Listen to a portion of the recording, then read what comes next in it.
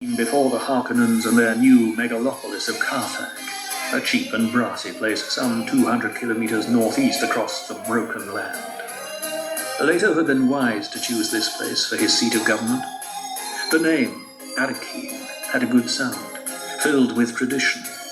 And this was a smaller city, easier to sterilize and defend. Again there came the clatter of boxes being unloaded in the entry. Jessica sighed. Against a curtain to her right stood the painting of the Duke's father. Wrapping twine hung from it like a frayed decoration. A piece of the twine was still clutched in Jessica's left hand. Beside the painting lay a black bull's head mounted on a polished board. The head was a dark island in a sea of wadded paper. Its plaque lay flat on the floor, and the bull's shiny muzzle pointed at the ceiling as though the beast were ready to bellow a challenge into this echoing room. Jessica wondered what compulsion had brought her to uncover those two things first, the head and the painting. She knew there was something symbolic in the action. Not since the day when the Duke's buyers had taken her from the school had she felt this frightened and unsure of herself. The head and the picture. They heightened her feelings of confusion. She shuddered, glanced at the slit windows high overhead. It was still early afternoon here, and in these latitudes the sky looked black and cold, so much darker than the warm blue of Caladan. A pang of homesickness throbbed through her. So far away, Caladan. Here we are. The voice was Duke Leto's. She whirled, saw him striding from the arched passage to the dining hall. His black working uniform with red armorial hawk pressed to the breast looked dusty and rumpled. I thought you might have lost yourself in this hideous place. It is a cold house. She looked at his tallness, at the dark skin that made her think of olive groves and golden sun on blue waters. There was wood smoke in the grey of his eyes, but the face was predatory, thin, full of sharp angles and planes. A sudden fear of him tightened her breast. He had become such a savage, driving person since the decision to bow to the Emperor's command. The whole city feels cold. It's a dirty, dusty little garrison town. We'll change that. These are public rooms for state occasions. I've just glanced at some of the family apartments in the south wing. They're much nicer. He stepped closer, touched her arm, admiring her stateliness. And again, he wondered at her unknown ancestry. A renegade house, perhaps? Some black-barred royalty? She looked more regal than the Emperor's own blood. Under the pressure of his stare, she turned half away, exposing her profile, and he realized there was no single and precise thing that brought her beauty to focus. The face was oval under a cap of hair the color of polished bronze. Her eyes were set wide, as green and clear as the morning skies of Caladan. The nose was small, the mouth wide and generous. Her figure was good, but scant, tall, and with its curves gone to slimness. He remembered that the lay sisters at the school had called her skinny, so his buyers had told him. But that description oversimplified. She had brought a regal beauty back into the Atreides line. He was glad that Paul favored her. Where's Paul? Someplace around the house, taking his lessons with Yui. Probably in the south wing. I thought I heard Yui's voice, but I couldn't take time to look. I came here only to hang the key of Caladan Castle in the dining hall. Jessica caught her breath, stopped the impulse to reach out to him. Hanging the key. There was finality in that action. But this was not the time or place for comforting. I saw our banner over the house as we came in. He glanced at the painting of his father. Where were you going to hang that? Somewhere in here. No. The word rang flat and final, telling her she could use trickery to persuade, but open argument was useless. Still, she had to try, even if the gesture served only to remind herself that she would not trick him. My lord, if you'd only... The answer remains no. I indulge you shamefully in most things, not in this. I've just come from the dining hall where there are... My lord, please. The choice is between your digestion and my ancestral dignity, my dear. They will hang in the dining hall. Yes, my lord. You may resume your custom of dining in your rooms whenever possible. I shall expect you at your proper position only on formal occasions. Thank you, my lord. And don't go all cold and formal on me. Be thankful that I never married you, my dear. Then it'd be your duty to join me at table for every meal. She held her face immobile, nodded. Awad already has our own poison snooper over the dining table. There's a portable in your room. You anticipated this disagreement? My dear, I think also of your comfort. I've engaged servants. They're locals, but Hawat has cleared them. They're Fremen all. They'll do until our own people can be released from their other duties. Can anyone from this place be truly safe? Anyone who hates Harkonnens. You may even want to keep the head housekeeper, the Shaddad Mapes. Shadout, a Fremen title. I'm told it means well-dipper, a meaning with rather important overtones here. She may not strike you as a servant type, although Hawat speaks highly of her on the basis of Duncan's report. They're convinced she wants to serve. Specifically, that she wants to serve you. Me? The Fremen have learned that you're Bene Gesserit. There are legends here about the Bene Gesserit. The Missionaria Protectiva, Jessica thought. No place escapes them. Does this mean Duncan was successful? Will the Fremen be our allies? There's nothing definite. They wish to observe us for a while, Duncan believes. They did, however, promise to stop raiding our outlying villages during a truce period. That's a more important gain than it might seem. Hawat tells me the Fremen were a deep thorn in the Harkonnens' side, that the extent of their ravages was a carefully guarded secret. It wouldn't have helped for the Emperor to learn the ineffectiveness of the Harkonnen military. A Fremen housekeeper. She'll have the all-blue eyes. Don't let the appearance of these people deceive you. There's a deep strength and healthy vitality in them. I think they'll be everything we need. It's a dangerous gamble. Let's not go into that again. We are committed, no doubt of that. Jessica went through the quick regimen of calmness, the 2 deep breaths, the ritual thought. When I assign rooms, is there anything special I should reserve for you? You must teach me someday how you do that. The way you thrust your worries aside and turn to practical matters. It must be a Bene Gesserit thing. It's a female thing. Well, assignment of rooms. Make certain I have large office space next to my sleeping quarters. There'll be more paperwork here than on Caladan. A guard room, of course. That should cover it. Don't worry about security of the house. Hawat's men have been over it in depth. I'm sure they have. The Duke glanced at his wristwatch. And you might see that all our timepieces are adjusted for Erekine local. I've assigned a tech to take care of it. He'll be along presently.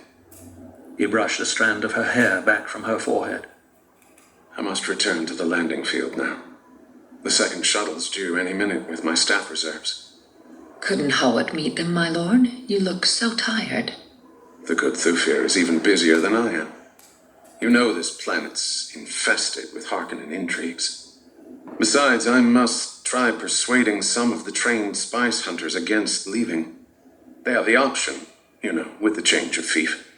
And this planetologist the Emperor and the Landsraad installed as judge of the change cannot be bought. He's allowing the opt.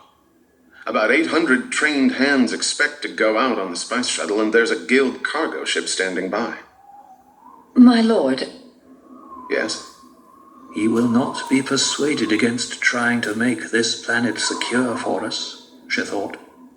And I cannot use my tricks on him. At what time will you be expecting dinner? That's not what she was going to say, he thought. Ah, my Jessica. Would that we were somewhere else, anywhere away from this terrible place. Alone, the two of us without a care. I'll eat in the officer's mess at the field. Don't expect me until very late. And I'll be sending a guard car for Paul. I want him to attend our strategy conference.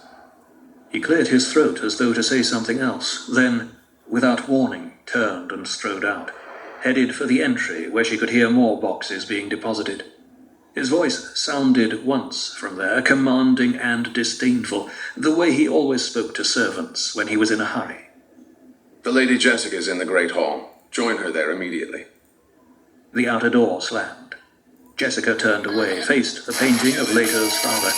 It had been done by the famed artist Albert during the old Duke's middle years. He was portrayed in matador costume with a magenta cape flung over his left arm.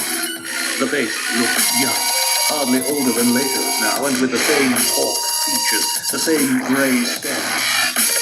She clenched her fists at her sides. Go on. Damn you, damn you, damn you. What are your orders, nobleborn? Jessica Wood stared down at a knobby, grey-haired woman in a shapeless sack dress of bondsman brush. The woman looked as wrinkled and desiccated as any member of the mob that had used them along the way from the landing field that morning. Every native she had seen on this planet, Jessica thought, looked prune, dry, and undernourished. Yet, later had said they were strong and vital. And there were the eyes, of course, that watch of deepest, darkest blue without any white, secretive, mysterious. Jessica forced herself not to stare. The woman gave a stiff neck. I am called the Shadow Mace, nobleborn. What are your orders? You may refer to me as my lady. I'm not noble-born. I'm the bound concubine of the Duke Leto. Again, that strange nod. And the woman peered upward at Jessica with a sly question. There's a wife, then? There is not, nor has there ever been. I am the Duke's only companion, the mother of his heir designate. Even as she spoke, Jessica laughed inwardly at the pride behind her words. What did Augustine say? She asked herself. The mind commands the body and it obeys. The mind orders itself, meets resistance. Yes, I am meeting more resistance lately. I could use a quiet retreat by myself. A weird cry sounded from the road outside the house. It was repeated. Sook! Sook! Then, Ikote! And then, Sook! What is that? I heard it several times as we drove through the streets this morning. Only a water cellar, my lady. But you've no need to interest yourself in such as they. The cistern here holds 50,000 liters, and it's always kept full. Why, you know, my lady, I don't even have to wear my still suit here. And me, not even dead. Jessica hesitated, wanting to question this Fremen woman, needing data to guide her. But bringing order to the confusion in the castle was more imperative. Still, she found the thought unsettling that water was a major mark of wealth. My husband told me of your title, Shadow. I recognized the word. It's a very ancient word. You know the ancient tongues, then? Tongues are the Bene Gesserit's first learning. I know the Botanji and the Chakotha, all the hunting languages. Just as the legend says. Jessica wondered, why do I play out this sham? For the Bene Gesserit ways were devious and compelling. I know the dark things and the ways of the Great Mother. She read the more obvious signs in Mapes' actions and appearance, the petty betrayals. Misesis Pregia, Andral tu Repera, Strada Chic Puskakri, Misesis Perakri. Mapes took a backward step, appeared poised to flee. I know many things. I know that you have borne children, that you have lost loved ones, that you have hidden in fear, and that you have done violence, and will yet do more violence. I know many things. I meant no offense, my lady.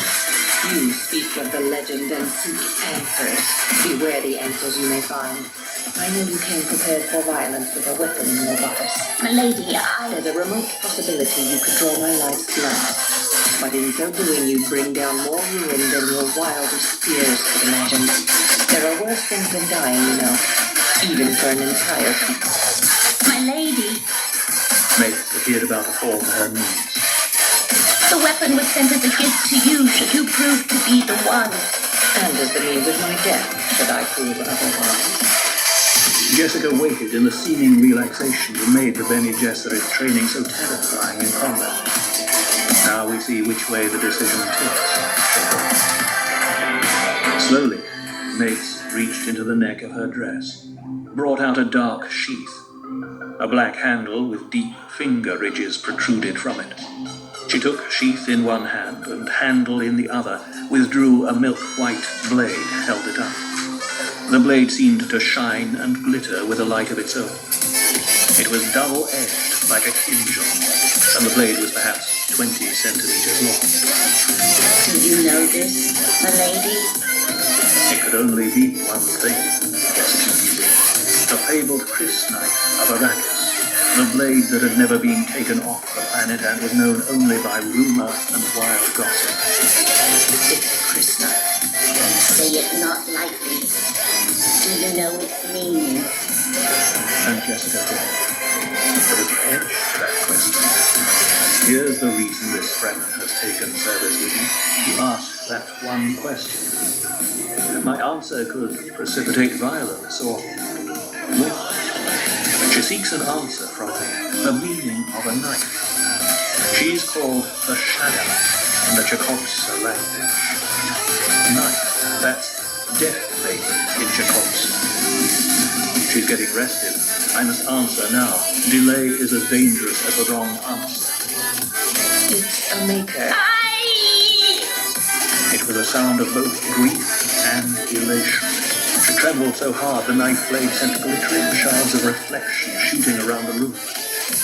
Jessica waited, poised. She had intended to say the knife was a maker of death, and then add the ancient word, but every sense warned her now. All the deep training of alertness that exposed meaning in the most casual muscle twitch. And the key word was maker. Maker. Maker. Still, Mace held the knife as though ready to use it. Did you think that I, knowing the mysteries of the Great Mother, would not know the maker? Mace lowered the knife. My lady, when one has lived with prophecy for so long, the moment of revelation is a shock. Jessica thought about the prophecy, the Sharia and the Panoplia Propheticus, a Bene Gesserit of the Missionaria Protectiva, dropped here long centuries ago, long dead, no doubt, but her purpose accomplished. The protective legends implanted in these people against the day of a Bene Gesserit's need. Well, that day had come. Mace returned knife to sheath. This is an unfixed blade, my lady. Keep it near you, more than a week away from flesh, and it begins to disintegrate. It's yours, a tooth of Shai-Hulud, for as long as you live. Jessica reached out her right hand, risked a gamble. Mapes, you've sheathed that blade unblooded. With a gasp, Mapes dropped the sheathed knife into Jessica's hand, tore open the brown bodice. Take the water of my life! Jessica withdrew the blade from its sheath. How it glittered. She directed the point toward Mapes, saw a fear greater than death, panic come over the woman. Poisoned in the point? Jessica wondered. She tipped up the point, drew a delicate scratch with the blade's edge above Mapes's left breast. There was a thick welling of blood that stopped almost immediately. Ultra-fast coagulation, Jessica thought. A moisture-conserving mutation. She sheathed the blade. Button your dress, Mapes. Mapes obeyed, trembling. The eyes without whites stared at Jessica. You are ours. You are the one. There came another sound of unloading in the entry. Swiftly, Mace grabbed the perceived knife and seized it in Jessica's box. Who sees that knife must be cleansed or slain. You know that, milady. I know it now, Jessica thought. The cargo handlers left without intruding on the great hall. The uncleansed who have seen a Chris knife may not leave Arrakis alive. Never forget that, milady. You've been entrusted with a Chris knife. Now the thing must take its course. It cannot be hurried. She glanced at the stacked boxes and piled goods around them. And there's work aplenty to while the time for us here. Jessica hesitated. The thing must take its course. That was a specific catchphrase from the Missionaria Protectiva's stock of incantations to the coming of the Reverend Mother to free. But I'm not a Reverend Mother, Jessica thought. And then, Great Mother, they planted that one here. This must be a hideous place. What'll you be wanting me to do first, milady? Instinct warned Jessica to match that casual tone. The painting of the old Duke over there. It must be hung on one side of the dining hall. The bull's head must go on the wall opposite the painting. Mace crossed to the bull's head. What a great beast it must have been to carry such a head. I'll have to be cleaning this first, won't I, milady? No, But there's dirt caked on its horns. that's not dirt, Mace. That's the blood of our Duke's father. Those horns were sprayed with a transparent fixative within hours after this beast killed the old Duke. Ah, now! It's just blood. Old blood at that. Get some help hanging these now.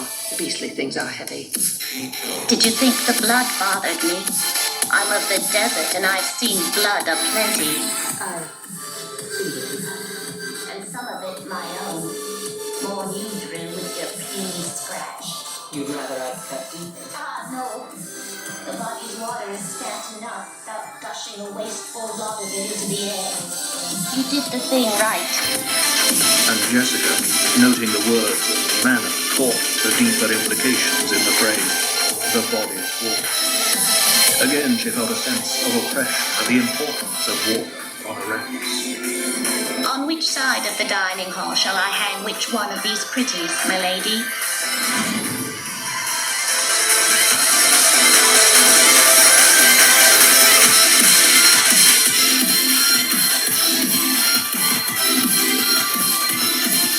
Yui, Yui, Yui, goes the refrain. 1,000,000 deaths were not enough for Yui. From A Child's History of Muad'Dib by the Princess Irulan. The door stood ajar, and Jessica stepped through into a room with yellow walls. To her left stretched a low settee of black hide and 2 empty bookcases, a hanging water flask with dust on its bulging sides. To her right, bracketing another door, stood more empty bookcases, a desk from Caladan, and 3 chairs. At the windows directly ahead of her stood Dr. Ewing, his back to her, his attention fixed upon the outside world. Jessica took another silent step into the room. She saw that Yue's coat was wrinkled, a white smudge near the left elbow as though he had leaned against chalk. He looked from behind, like a fleshless stick figure in overlarge black clothing, a caricature poised for stringy movement at the direction of a puppet master. Only the squarish block of head, with long ebony hair caught in its silver silk spool ring at the shoulder, seemed alive, turning slightly to follow some movement outside. Again she glanced around the room, seeing no sign of her son, but the closed door on her right, she knew, led into a small bedroom for which Paul had expressed a liking. Good afternoon, Dr. Yui. Where's Paul? He nodded as though to something out the window, spoke in an absent manner, without turning. Your son grew tired, Jessica. I sent him into the next room to drink. Abruptly he stiffened, whirled, with mustache flopping over his purple lip. Forgive me. My thoughts were far away. I did not. She smiled, held out her right hand. For a moment she was afraid he might need it. Wellington, please. To use your name like that. We've known each other 6 years. This long past time formality should have been dropped between us in private. Yui ventured a thin smile, thinking, I believe this is work. Now she'll think anything unusual in my manner is due to embarrassment. She'll not look for deeper reasons when she believes she already knows the answer. I'm afraid I was born whenever I do this. I'm afraid I think it is, well, Jessica. Sorry, Kwame. Never before. Yui shrugged. Long ago, he had realized Jessica was not gifted with a full truth as his wife had been. Still, he always used the truth with Jessica whenever possible. It was simple. You've seen this place, my Jessica. So barren and together. And the people, those townswomen we passed on the way here, waving beneath their veils, the way they looked at us. She folded her arms across her breast, hugging herself, feeling the crispness there, a blade ground from a sandworm's tooth. If the reports were right. It's just that we're strange to them. Different people, different customs. They've known only the Hawklands. She looked past him out the window. What were you staring at out there? The people. Jessica crossed to his side, looked to the left toward the front of the house where Yui's attention was focused. A line of 20 palm trees grew there. The ground beneath them swept clean, barren. A screen fence separated them from the road upon which robed people were passing. Jessica detected a faint shimmering in the air between her and the people, a house shield, and went on to study the passing throng, wondering why Yui found them so absorbing. The pattern emerged, and she put a hand to her cheek. The way the passing people looked at the palm trees. She saw envy, some hate, even a sense of hope. Each person raked those trees with a fixity of expression. Do you know what they're thinking? You profess to read minds? Those minds. They look at those trees and they think, there are 100 of us. That's what they think. Why? Those are date palms. 1 date palm requires 40 liters of water a day. A man requires but 8 liters. A palm then equals 5 men. There are 20